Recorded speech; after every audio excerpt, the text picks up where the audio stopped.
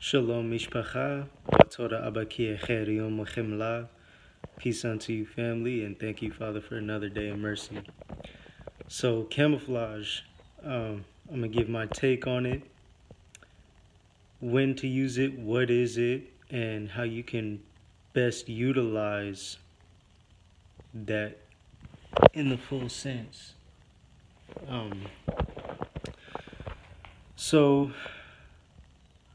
as you know, today's world is not normal, and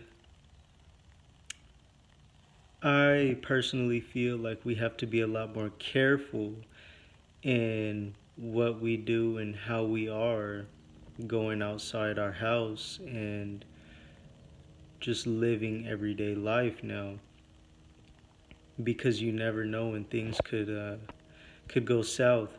You know, they're already pretty bad, but it can get a lot worse.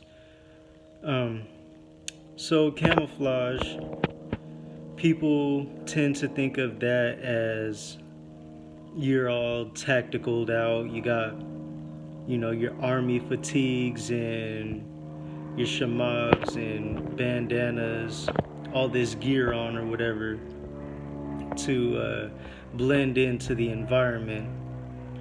But then again, you also have to think about what type of environment you're in. The military wouldn't use what they use, in terms of what they wear, if it didn't benefit them. A lot of them are snipers and they're traveling in, I'm guessing in Afghanistan, it's dusty, so they have a lot of brown and tan colors. But if you go to, say, in Africa or to South America, you see more green. So camouflage isn't, well, we'll get to that, but camouflage can vary depending on where you are and depending on what you're doing. For them, they spend a lot of their time, I'm sure, out. I don't know what they do, but they spend their time in the environment to where they would wear that type of stuff. So that goes to say, well, what about here? How could somebody like me use camouflage? Well, first thing first, the whole coronavirus pandemic or whatever. Uh, I have my personal beliefs on it. I'm sure a lot of people do. But I personally don't believe in wearing a mask and going to these certain places, say Walmart, I'm getting my groceries. But I do know if I don't wear a mask, it'll make me a target. People will look at me. I'm looking different from everybody else.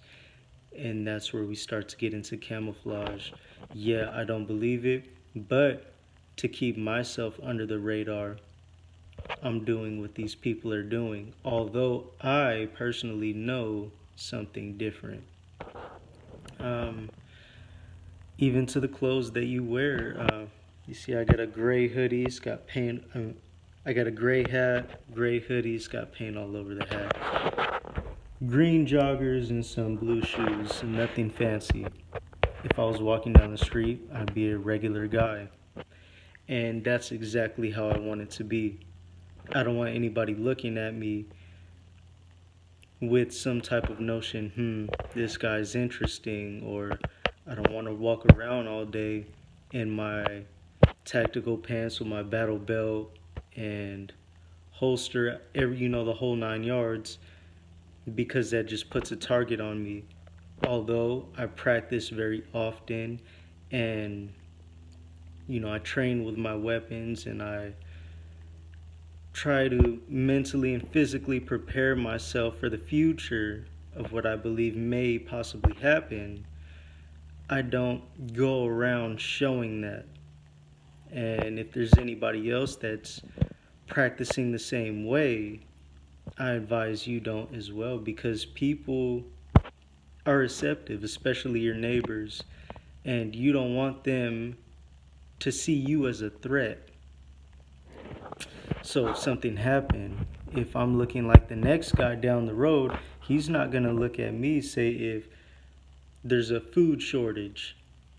I'm looking just like this guy. So he may not be instantly gravitating towards me.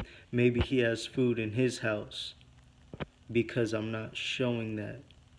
But if I give off a vibe of, yeah, I'm the super prepper of the neighborhood, you know, you know how that goes. So also, when we're thinking about camouflage, it can also go into guerrilla warfare tactics.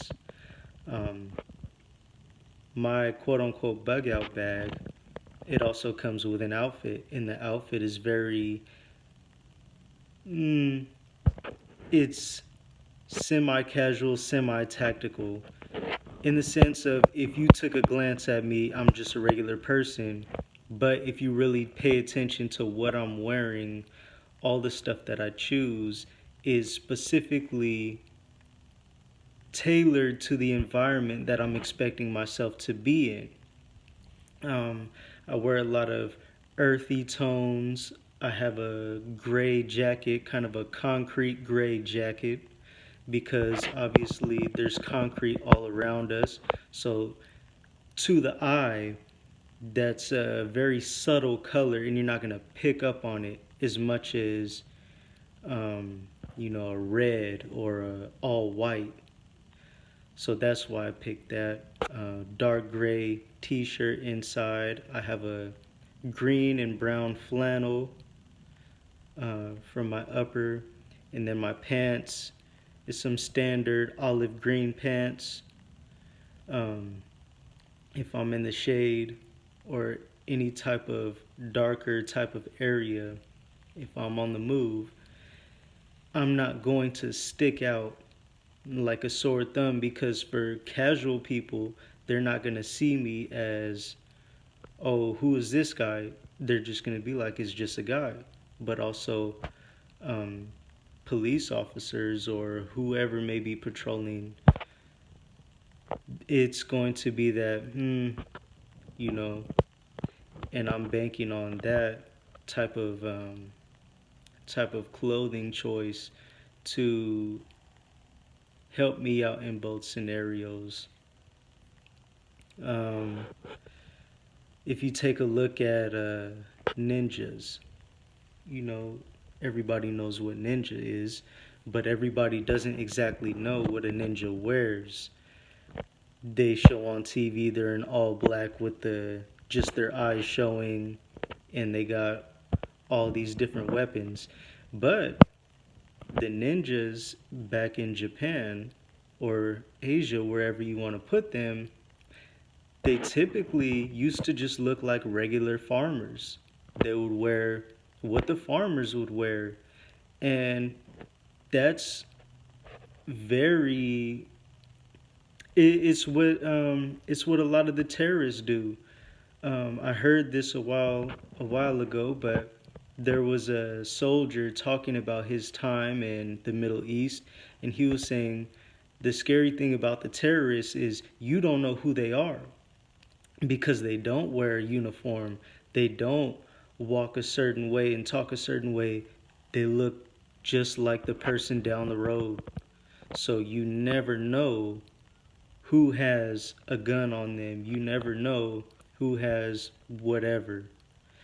Um, and that is a very great strategy in, guerrilla warfare tactics and camouflage. Although they're sticking out in a military type of perspective, they're blending completely in the casual perspective. So you can't tell the difference. Um, so that's kind of what I'm going for, me personally, when it comes to camouflage.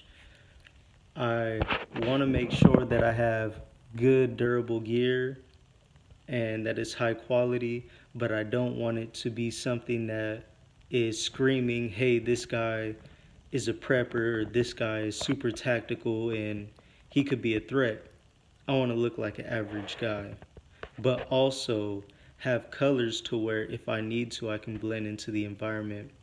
The reason why I chose green and brown flannel is because I also have green pants or olive pants. So if I'm in a woodsy area, I could throw off my jacket, put it in my backpack, or wrap it around my waist, and I'm more blended into the environment. But a flannel, a lot of people wear flannels. So things like that.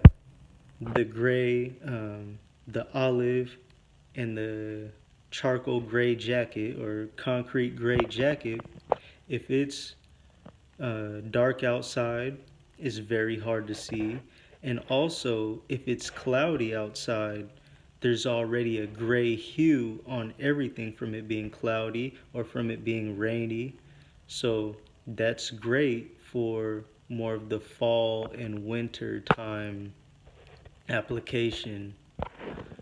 Um, so yeah, I've been meaning to make this video for a while, but just my perspective on camouflage, and hopefully this gives you an idea of just something to make you think, and maybe I'll switch this out because I had a digital camo bug out bag, but how much, like, that's just asking for somebody to say something about it. So now I went to a more neutral color. It's about an olive green. I mean, again, it's still kind of tactical-ish, but if you looked at the bag, you'd be like, "Oh, I know people who have that bag." But anyway, video's already kind of long, but you know how I do. I freestyle. All right, see you in the next one. Shalom.